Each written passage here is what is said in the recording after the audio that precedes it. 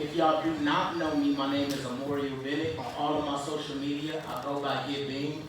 I would honestly say I'm probably the weirdest one out of the bunch in terms of how I came up in Barber. So I'll just give y'all a little spiel and give y'all some highlights of my career. So just starting off, I used to watch my dad cut hair. My dad used to cut everybody on the block. So my dad wasn't a licensed barber, but I looked up to him just because he was very creative. He did like designs. He was really big on the Steve Harvey line of things. So I used to watch my dad a lot. And watching my dad cut everybody on the porch, he used to tell me, like, everybody not gonna like your work, but if you wanna display crazy work, you have to put in the hours, you gotta put in the times, you gotta put in the shots. And that is something that is very big to me, putting up shots. In terms of consistency, I'll probably say I'm the lowest. I'll probably say I'm at the bottom. But that evolves over time. So when it first started was 8th grade. I was 14. And my dad is a professional breeder, so he breeds dogs, animals, things of that nature. And he had a set of pit bulls, and he was bringing another pit bull named Sasha to meet the family of pit bulls that we had downstairs. And they met, and everything was cool. As soon as he turned his head, they instantly went for the kill. So we hear the dog screaming, people are panicking. My dad grabs one of the dogs and tries to pry the mouth open, couldn't pry the mouth open.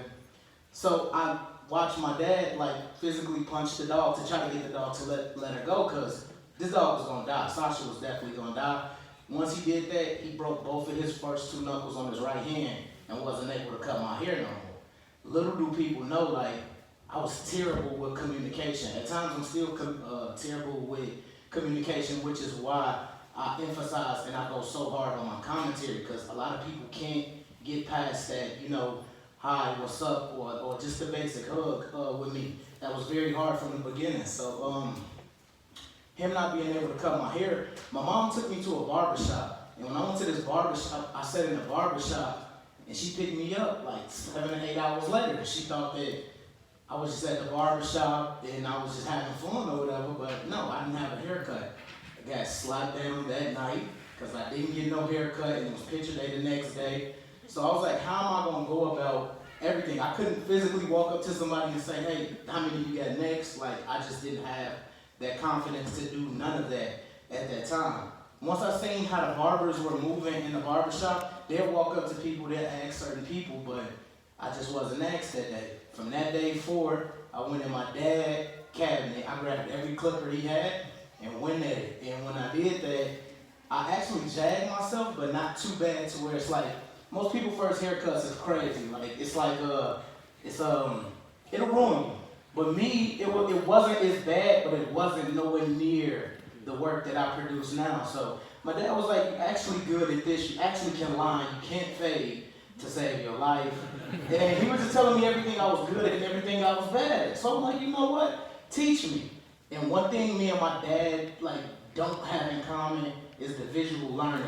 I'm very big on somebody got to show me something. You can't just tell me, you can't give me numbers and expect me to do it. So from that point, me and my dad, we're best friends now. But in terms of learning barbering, I instantly went right to YouTube. I typed in, how to cut hair. First people that popped up was Caking is Randy, Al's Million, and I believe it was somebody else, but this was so long ago.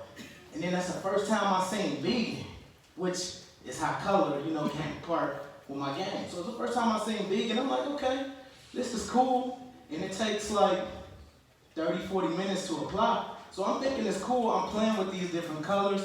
I go to the beauty supply store. I asked this lady, you guys got vegan? She said, yeah, we got this, but we also got this, which was a pomade stick that was a specific color.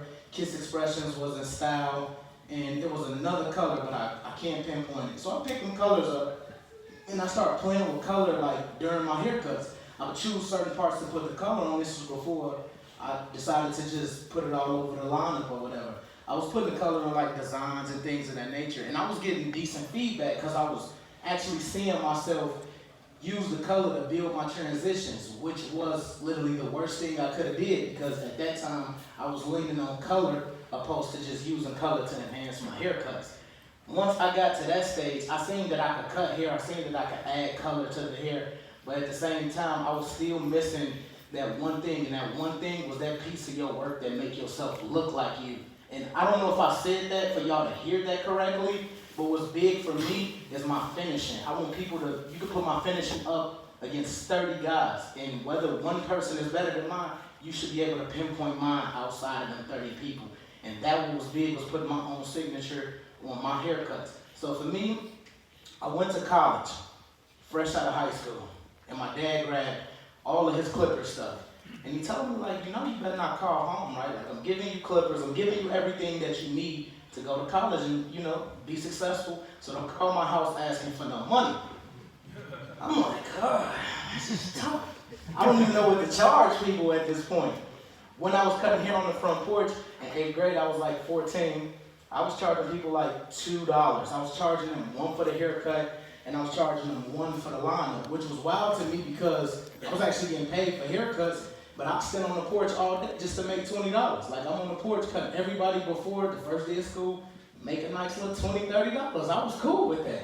My dad was literally the first person down my back telling me, why are you putting in all this work and you ain't making no money? This is stupid. Like, you're the greatest hustler in the world, but can't make no money. Which was another one. I'm like, this dude is tough on me. Every time I do something, like, I can't get it.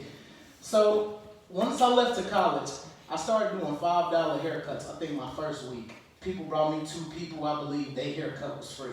So I started incorporating different things. And when I went to college for electronics engineering. A lot of people don't know that, but I'm very good with numbers, I'm very good with math. I just can't put them things together trying to put a ultimate subject or piece together. I just need the numbers and know where to plug them in, and that's just how it goes. So with EET, I would walk in these classrooms, and I'm sitting next to a lot of Caucasian people. I'm sitting next to a lot of overseas, like I got a lot of Saudis in my class and things of that nature. So people look back at me like, this dude with dreads, what is he doing here? Like, what is he doing here? But I'm at the top of my calculus class, and I'm outplaying everybody because it's a numbers game to me. So while I'm doing this electronics engineer thing, I was thinking of multiple things that I could incorporate to help my overall color application. This is when I was using the air compressor that sits on the floor. When I was using the air compressor that sits on the floor, this is way before 2045. This is way before all of that. I was using this compressor on the floor, and I got an inbox from my favorite clipper company, which was Andis at that time. Andis was like literally one of the biggest companies. I got it tatted on my arm, so I've always been the Andis guy. So Andis contacted me, and they said, we like the work that you do, and we seen your YouTube. So I'll just take like one small step back. Jumping in YouTube, I jumped in YouTube fresh my first year in college, and the only reason I jumped into YouTube was because I could not find what I specifically wanted to learn, and if I seen what I wanted to learn, people could not give me the information for me to be able to apply it at home. So I was like, you know what, I'm gonna just jump in YouTube, and I think I got a nice music selection, just pick some dope beats, and then I talk over them, because that's just what I do. I can talk all day if I'm in. And that happened. So once the YouTube thing started going, Andis had hit me up, and it was like, you know what, we love your work, we love everything you're doing, we just cannot play it in our classes. I'm thinking like, what? I'm giving y'all the best work ever, and I can't be in the class. That's just what I'm thinking, I'm not responding. But Andis did a whole full analytical breakdown. They was like, well, we seen that you use profanity 80% of your video, 20% of your video, like, that's not enough. Odds was too crazy. So once I was getting, denied sponsorships by the biggest clipper companies, and I had that brand on my skin before they even contacted me. But that happened, and I had lost another sponsor as well, which was another big school in Chicago. It's a school called Larry's Barber College. I did not attend that college, but that college was like real big for an educational position. I wanted to be able to educate a lot of incoming students in Chicago. And I missed that because of the profanity, which was where my biggest switch happened. And that was like 3.5, 4 years ago. I just said, I just started to do my normal commentary, and I'll just incorporate my own words. The way I think of it is, when people do music nowadays, sometimes you hear a word and it sounds like it's a real word, but it's not a real word. That's what I do. At times I make up my own words. I just put words together. And as long as you can make it sound good, at times I'm doing my commentary and it sounds so good, like I take my headphones off, like, you talking to them. That's how I feel. So the way I do everything in my YouTube is third person. I literally view myself like I'm a subscriber. I watch everything that I do, which is one of the most important things to me. So once I got denied all of those sponsorships, and then I went back and I started to revamp my whole way, I was like, how do you take this further than that? How do I take it further than people just viewing? Then it was just about transformations to me at that time. Somebody did a big transformation. I think it was Jeezy. You did a big transformation on a kid that had a long ponytail, the light-skinned kid. And once he did that, Game Changer did one, and I already had one. Boxio did one. It's like we all did one without it being a challenge. And all of us who did those transformations all did like 1 million plus within the first month. Even George from his shop did a crazy transformation at that time. We all did 1 million, so I'm like, oh, I should be good at this. I'm really good at the before and after thing. I can take basically anything that looks crazy and make something amazing out of it. And I kind of want to do that today. So I got a model here, and while I'm talking to y'all, I kind of want to, I want to make that happen. I want to show y'all a little bit of my way and how, I do my thing.